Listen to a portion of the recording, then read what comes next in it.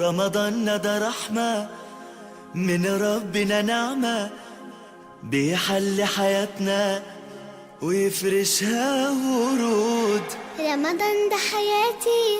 الحمد لله رب العالمين، والصلاة والسلام على سيد الأنبياء والمرسلين سيدنا ونبينا وحبيبنا وشفيعنا ومولانا محمد وعلى آلہ وصحبہ اجمعین. اما بعد، محترم سامعین و ناظرین، اس وقت اعتکاف کے تعلق سے چند باتیں آپ کے سامنے اس کے آداب اور اعتکاف کی مشروعیت کے تعلق سے آپ سے گفتگو کرنی ہے. سب سے پہلی چیز ہمیں یہ معلوم ہونی چاہیے کہ یہ جو اعتکاف کیا جاتا ہے، سنت تو یہ ہے کہ اعتکاف آدمی جب بھی مسجد میں داخل ہو اعتکاف کی نیت سے داخل ہو. جمہور علماء کے نزدیک اعتکاف کے سلسلے میں کوئی متعینہ حد وقت کی نہیں ہے، مختصر وقت کے لیے بھی اعتکاف ہو سکتا ہے، اور اعتکاف کے لیے روزے کی بھی شرط نہیں ہے. البتہ امام ابو حنیفہ رحمۃ اللہ علیہ کے نزدیک اعتکاف کے لیے روزہ شرط ہے، جس طرح سے کہ بعض علماء نے اس کو بیان کیا ہے. جمہور علماء کے نزدیک اعتکاف کے لیے روزے کی شرط نہیں ہے.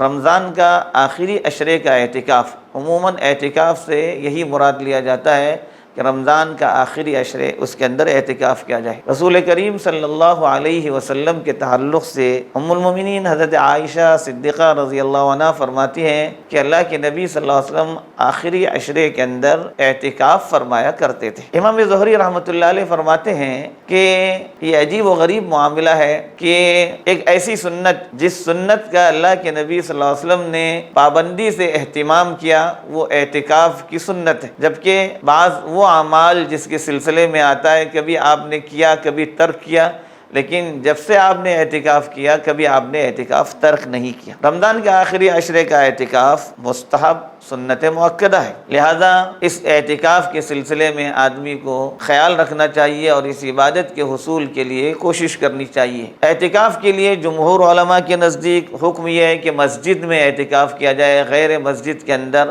جمہور علماء کے نزدیک اعتکاف نہیں ہوتا. مرد ہوں یا عورت، ان کے لیے اعتکاف کرنا ہو تو مسجد میں اعتکاف کرنا چاہیے. اس سلسلے میں بعض علماء کے نزدیک اگرچہ کہ غیر مسجد کے اندر اعتکاف ہوتا ہے، لیکن جمہور علماء کا یہ مسلک نہیں ہے. اعتکاف کا مطلب یہ ہوتا ہے کہ آدمی اپنے آپ کو مکمل طور پر دنیا کے جھمیلوں سے فارغ کر کے اللہ کے در پر پڑا رہے. اس لیے سب سے پہلے تو اس کو مسجد کا، اس کے ادب کا اہتمام اور اس کا خیال رکھنا چاہیے. غیر ضروری گفتگو کرنے والا نہ ہو. دنیا کے لایانی جو کام وہ دوسرے وقت میں کرتا تھا تو یہاں پر مکمل طور پر اس سے احتراز کرنے والا ہو. اعتکاف کے اندر خالص عبادتیں جیسے نماز، فرائض ہو، سنتیں ہوں، نوافل ہوں، قرآن پاک کی تلاوت ہو، اذکار ہو، اس کا کثرت سے اہتمام کیا جائے. چونکہ رمضان کا آخری عشرے کا اعتکاف لیلۃ القدر کے حصول کے سلسلے میں کیا جاتا ہے کہ لیلۃ القدر کو تلاش کیا جائے. اس لیے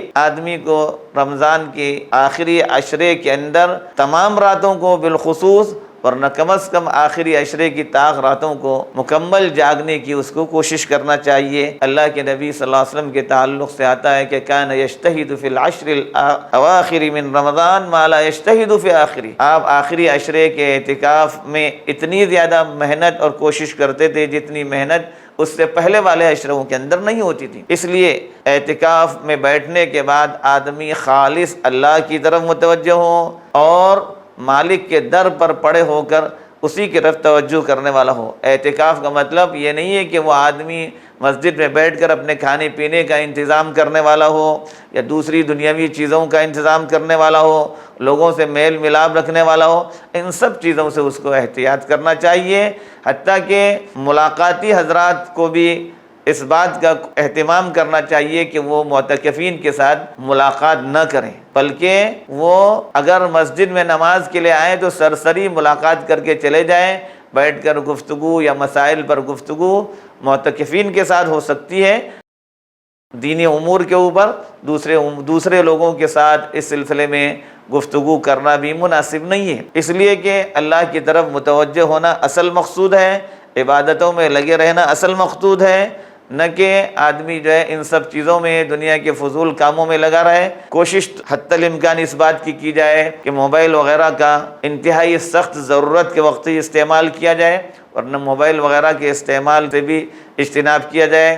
اعتکاف میں بیٹھنے کے بعد آدمی کے لیے سب سے پہلی اور آخری شرط یہ ہے کہ وہ مسجد سے کسی صورت میں نہ نکلے جب تک انسانی ضروریات جیسے بول و براز، استنجا کے لیے جانا ہے یا کھانے پینے کے لیے، یہ انسانی ضروریات میں داخل ہیں، ان ضروریات کے لیے وہ مسجد کے حدود سے نکل سکتا ہے، اس کے علاوہ کاموں کے لیے وہ مسجد کے حدود سے نکل نہیں سکتا۔ البتہ بعض علماء کے نزدیک اگر پہلے سے اس نے استثناء کر لیا ہے کسی کام کا، میں فلاں کام کے لیے جاؤں گا، تب تو پھر وہ اس استثناء کے اعتبار سے بعض علماء کے مسلک کے مطابق ان کاموں کے لیے مسجد سے باہر جا سکتا ہے، ورنہ بغیر استثناء کیے ہوئے مسجد سے باہر وہ جائے، دالان میں جا کر بیٹھے جو مسجد کے حدود میں نہیں ہے، یا وضو خانہ جو مسجد کے اندر شامل نہیں ہے وہاں پر زیادہ وقت گزارے، غسل خانوں میں زیادہ وقت گزارے، اس سے آدمی کا اعتکاف باطل ہو جاتا ہے۔ آدمی کو ان سب آداب اور ان سب رعایتوں کا پاس و لحاظ رکھتے ہوئے اس عظیم ترین عبادت کو انجام دینے کی کوشش کرنی چاہیے۔ اللہ تعالی ہم سبوں کو سنت کے مطابق ان چیزوں کو انجام دینے کی اللہ ہم سبوں کو توفیق عطا فرمائے۔ آمین۔ وآخر دعوانا الحمدللہ رب العالمین۔